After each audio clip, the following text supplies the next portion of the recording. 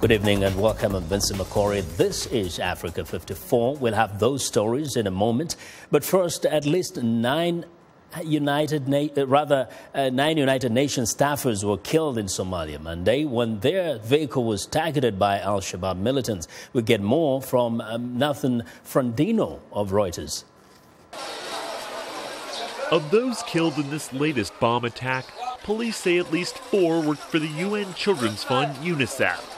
Officials say the target was a UN vehicle in Somalia's semi-autonomous Puntland region. Somali militant group Al-Shabaab is claiming responsibility. The Al-Qaeda-linked group is trying to impose strict Islamic law on the country and overthrow the Western-backed government. Just last week, they attacked a government building in the capital Mogadishu, killing at least 10. Attacks by the group have intensified this year. The UN says it is shocked and appalled by the loss of life in this latest attack. Well, tragedy in the Mediterranean Sea. Hundreds of people are feared dead after a boat capsized over the weekend off the coast of Libya. Italian authorities are conducting a massive search and rescue operation in the Mediterranean Sea on Monday for the remote possibility of any survivors. At the same time, Italian authorities rescued 98 Syrian migrants whose vessel departed Turkey on the perilous journey to Europe. The Italian patrol ship arrived in Malta today with 24 bodies recovered from the migrant boat that flipped over in the Mediterranean. The officials say the exact death toll from Sunday's shipwreck is uncertain. Italian media says a Bangladeshi survivor who was brought by helicopter to a hospital in Sicily told police there had been 950 passengers on board. 28 survivors of the tragedy were also on board the ship that offloaded the bodies. Meanwhile, European Union foreign and interior ministers are meeting today in Luxembourg to discuss the migration disaster in the Mediterranean.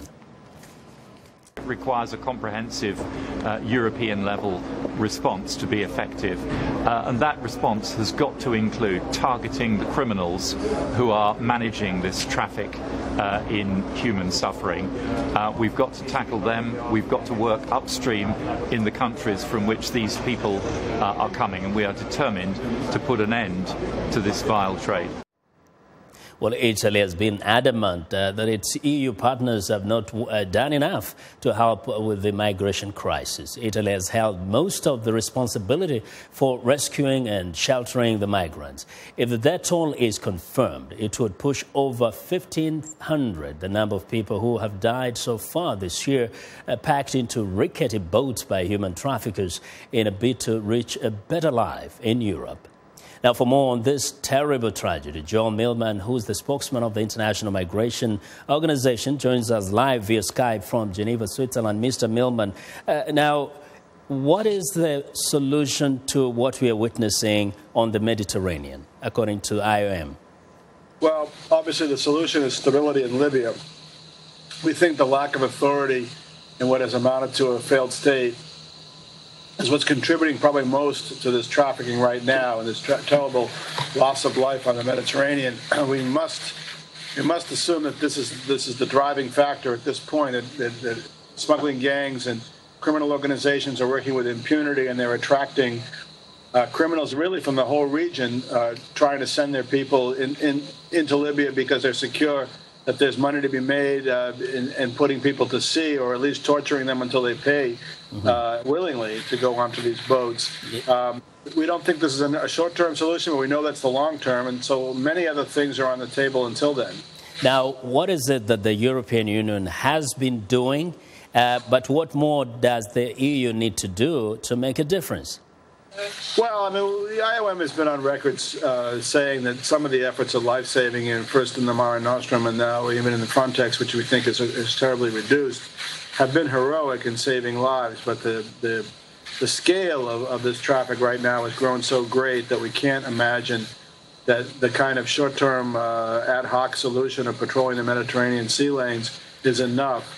So we are encouraging our friends in Europe and actually throughout the world to be thinking about things like humanitarian visas, broadening resettlement quotas, something called temporary protected status, which allows people to come not as refugees and not as asylum seekers, but as temporary residents of countries in the world, are all appropriate at this time, just to avert this tragic loss of life.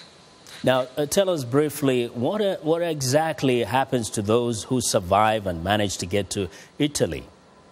Well, lots of things happen. I mean, if they come from countries like Somalia, which are considered almost by definition refugees worthy of asylum, they're often processed very quickly into the asylum system. If they are from Syria, for example, which also has a strong argument for refugee status, they tend to head north to where their families are in Germany and Scandinavia and Belgium and Austria. They treat Italy much more as a quick stepping stone. You know, last month I visited one of the reception centers, one of the large ones in Sicily. There were no Syrians there, despite the fact that Syrians are the largest single group coming in on these boats, so they certainly were last year. And others are in between. I mean, some are living in these reception centers for months at a time. Sometimes they can get released during the day to do agricultural work or other things. It's really kind of a grab bag. Occasionally people have been asked to go home.